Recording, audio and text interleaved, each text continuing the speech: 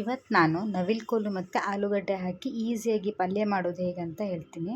ಮೊದಲಿಗೆ ನವಿಲುಕೋಲನ್ನು ನೀಟಾಗಿ ಕಟ್ ಮಾಡ್ಕೊಳ್ಳಿ. ಸಿಪ್ಪೆಯನ್ನು ತೆಗೆದು ಸಣ್ಣ ಸಣ್ಣ ಸಣ್ಣ ತುಂಡು ಮಾಡಿಕೊಂಡು ಕಟ್ ಮಾಡ್ಕೊಳ್ಳಿ. ಹಾಗೆ ಆಲೂಗಡ್ಡೆನೂ ಹಾಗೆ ಸಿಪ್ಪೆ ತೆಗೆದು ನೀಟಾಗಿ ಕಟ್ ಮಾಡ್ಕೊಳ್ಳಿ.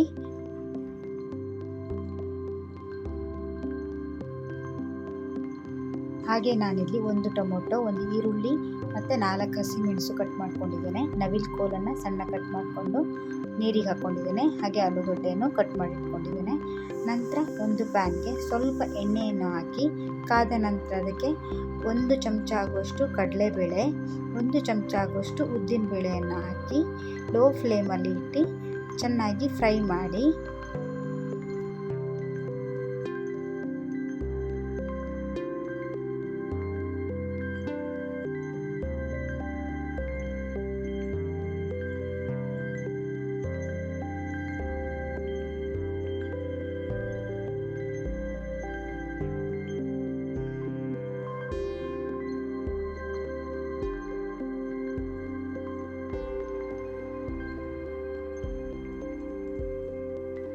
ನೋಡಿ, ಇಷ್ಟು ಫ್ರೈ ಆದರೆ ಸಾಕು. ನಂತರ ಅದಕ್ಕೆ ಕಟ್ ಮಾಡಿಟ್ಕೊಂಡಿರುವ ಹಸಿಮೆಣಸನ್ನು ಹಾಕಿಕೊಳ್ಳಿ. ಹಾಗೆ ಕಟ್ ಮಾಡಿಟ್ಕೊಂಡಿರುವ ಈರುಳ್ಳಿಯನ್ನು ಹಾಕಿಕೊಳ್ಳಿ. ಲೋ ಫ್ಲೇಮಲ್ಲೇ ಇಟ್ಕೊಂಡು ಫ್ರೈ ಮಾಡಿಕೊಳ್ಳಿ. ನಂತರ ಟೊಮೊಟೊವನ್ನು ಹಾಕಿಕೊಳ್ಳಿ.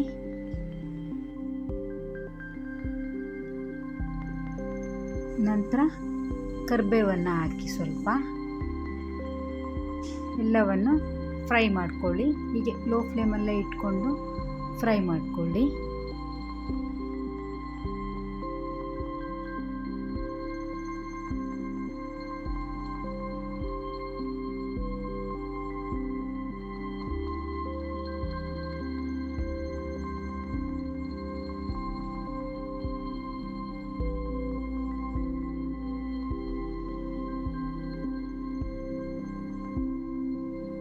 ನೋಡಿ, ಇಷ್ಟು ಫ್ರೈ ಆದರೆ ಸಾಕು.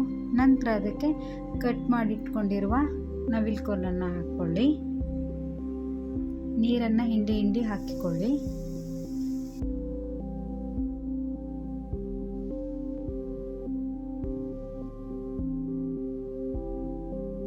ಹಾಗೆ ಕಟ್ ಮಾಡಿ ಇಟ್ಕೊಂಡಿರುವ ಆಲೂಗಡ್ಡೆಯನ್ನು ಹಾಕಿಕೊಳ್ಳಿ. ನಂತರ ಎಲ್ಲವನ್ನು ನೀಟಾಗಿ ಮಿಕ್ಸ್ ಮಾಡಿಕೊಳ್ಳಿ.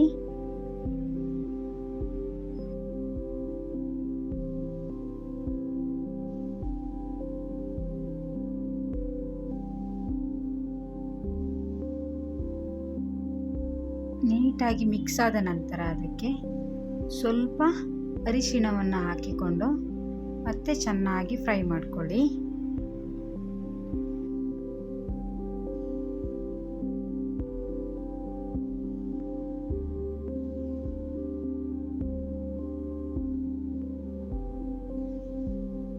ಎಲ್ಲ ನೀಟಾಗಿ ಮಿಕ್ಸ್ ಆದ ನಂತರ ಅದಕ್ಕೆ ರುಚಿಗೆ ತಕ್ಕಷ್ಟು ಉಪ್ಪನ್ನು ಹಾಕಿ ಮತ್ತೆ ಚೆನ್ನಾಗಿ ಮಿಕ್ಸ್ ಮಾಡಿಕೊಳ್ಳಿ.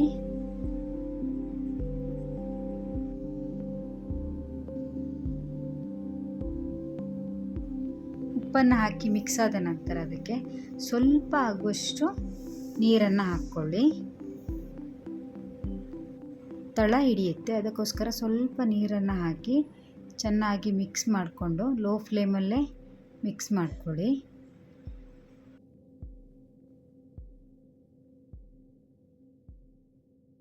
ಒಂದು 10 ರಿಂದ 15 ನಿಮಿಷ ಅದನ್ನು ಹಾಗೆ ಲೋ ಫ್ಲೇಮಲ್ಲೇ ಮುಚ್ಚಿಡಿ.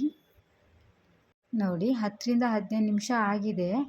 ಈಗ ಬೆಂದಿರುತ್ತೆ ಅದು. ಆಲೂಗಡ್ಡೆ ಬೇಗ ಬೇಯುತ್ತೆ. ನವಿಲುಕೋಲು ಸ್ವಲ್ಪ ಗಟ್ಟಿ ಆಗೋದ್ರಿಂದ ಒಂದು 10 ರಿಂದ 15 ನಿಮಿಷ ಬೇಯಿಸಿದರೆ ಸಾಕು. ಸ್ವಲ್ಪ ಗಟ್ಟಿ ಇದ್ರೇ ಚೆಂದ. ಅದು ತುಂಬ ಮೆತ್ತಗಾದರೆ ಚೆನ್ನಾಗಿರಲ್ಲ. ನೋಡಿ, ಇಷ್ಟು ಚೆನ್ನಾಗಿ ಬಂದಿದೆ. ಚಪಾತಿ ಜೊತೆ, ಪೂರಿ ಜೊತೆ ಎಲ್ಲ ತಿನ್ನಲಿಕ್ಕೆ ಚೆನ್ನಾಗಿರುತ್ತೆ. ಊಟ ಜೊತೆನ ಸೈಡು ಪಲ್ಯಕ್ಕೆ ಚೆನ್ನಾಗಿರುತ್ತೆ. ತುಂಬ ಸುಲಭವಾಗಿ ಮಾಡ್ಕೊಳ್ಬೋದು. ನೀವು ಇದನ್ನು ಒಂದ್ಸಲ ಟ್ರೈ ಮಾಡಿ ನೋಡಿ, ತುಂಬ ಚೆನ್ನಾಗಿರುತ್ತೆ. ಇದೇ ರೀತಿ ವಿಡಿಯೋಗಳಿಗಾಗಿ ನಮ್ಮ ಚಾನಲ್ನ ಸಬ್ಸ್ಕ್ರೈಬ್ ಮಾಡಿ.